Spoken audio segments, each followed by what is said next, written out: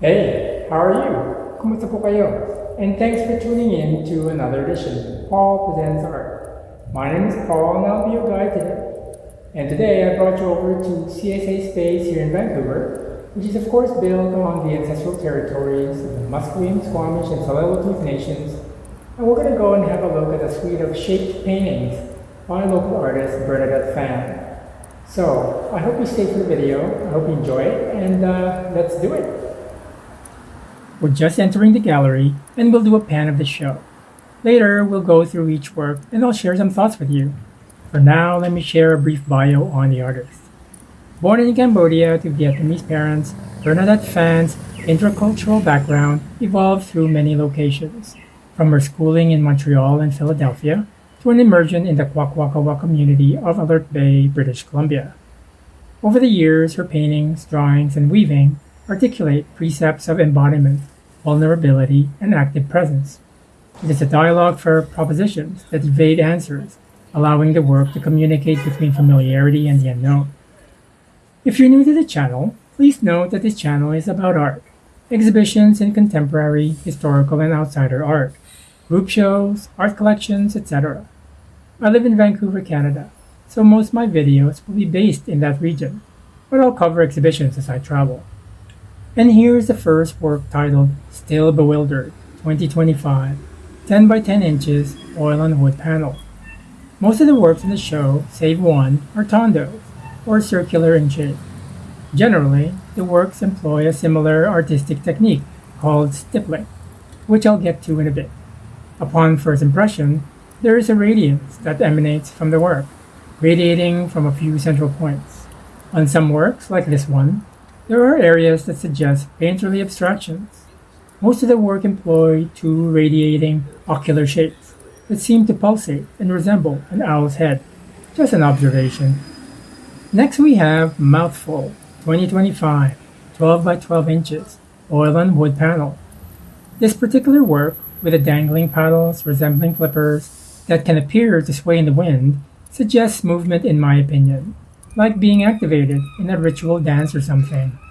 As we move closer, I notice the thumbtacks that make up the smaller circles on the upper and lower part of the work, which to me lends a sinister air. But it also gives it a hint of glitter, even glam now that I think about it, and adds to the pulsating effect of the stippled paint dots. Generally, the circular patterns in most of these works remind me of African masks, like those from the Baluba people in the Congo region. I'll share a picture to give you some idea. And now we look at Prickles, 2025, 12 by 12 inches, oil on wood panel, which employ a similar set of materials as the previous one with the thumbtacks. When I contemplate the softness of the stippled paint with the hardness of the thumbtacks, I tend to read them as material dichotomies that employ similar physical shapes. I sense a type of balancing with these works, a yin-yang / hard-soft relationship with materials. That same dichotomy exists in some African tribal artworks that I mentioned earlier, especially with the Inkisi Nkondi, also of the Congo region, where sharp objects are incorporated within a sculpture to signify an agreement or contract between a person and their community. Next up is O, 2024, 10 by 10 inches, oil on wood panel, and I think it's appropriate that I bring up and expand on the sense of community and social contract within these works. The anthropomorphic mask-like patterns mimicking the human face have their kinship with global tribal artifacts, be they from the masks of Africa, Oceania, or the Americas, that tend to engage with these spiritually charged objects in rituals and community celebrations. It's significant to note that Phan was the partner of artist and advocate Chief Bo Dick, a hereditary chief of the Kwakwaka'wakw community, and in subtle ways, Phan celebrates this relationship with her community in Alert Bay, British Columbia, through representations in her work.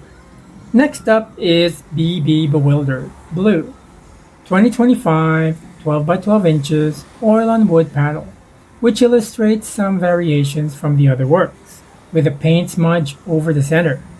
I use the word smudge, but I guess I could use wipe or scraped.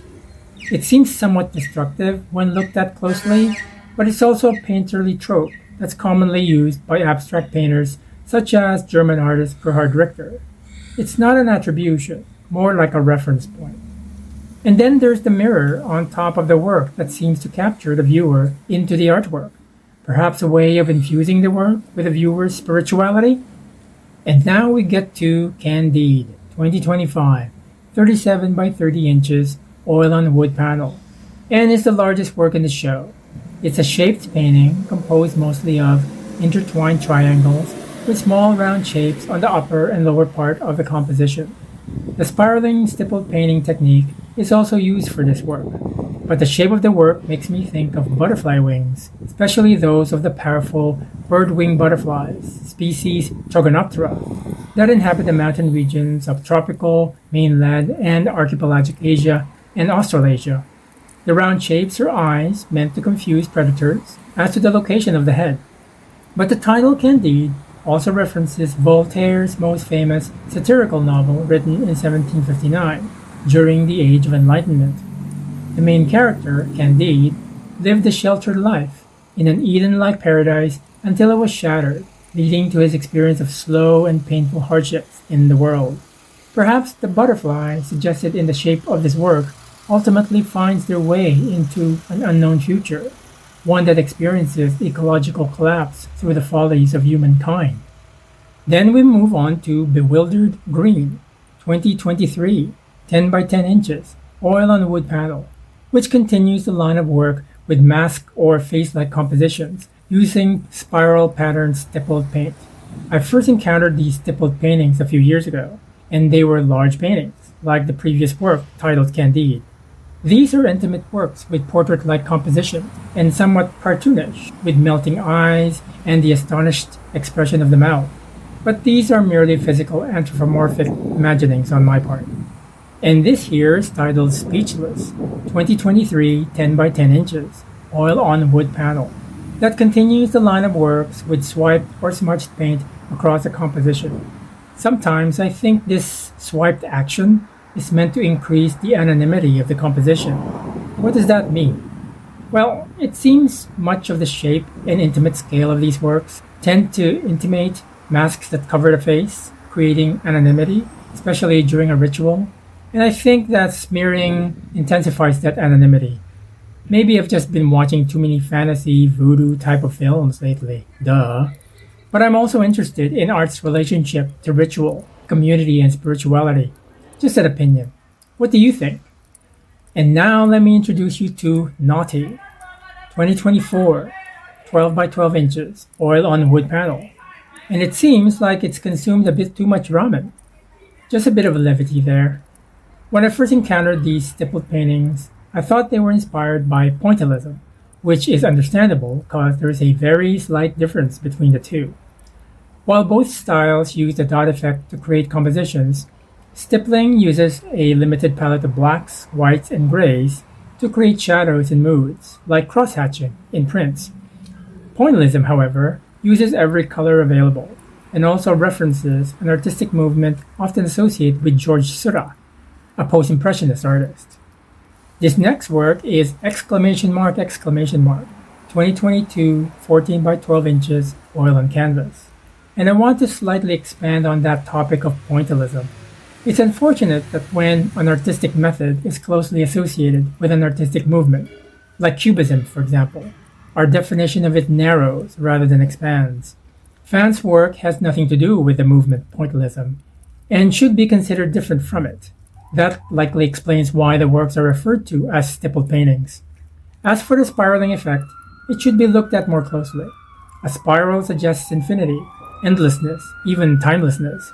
There is something ancient, primordial, celestial, and futuristic about the spiral form, which I'll get into in a bit.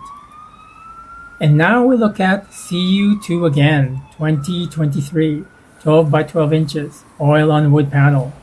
And I just want to say that no discussion about art and the spiral is complete without mentioning artist Robert Smithson's epic land art piece, Spiral Jetty. I'm only familiar with it through photographs, but it has an old, ancient presence to it, like Stonehenge.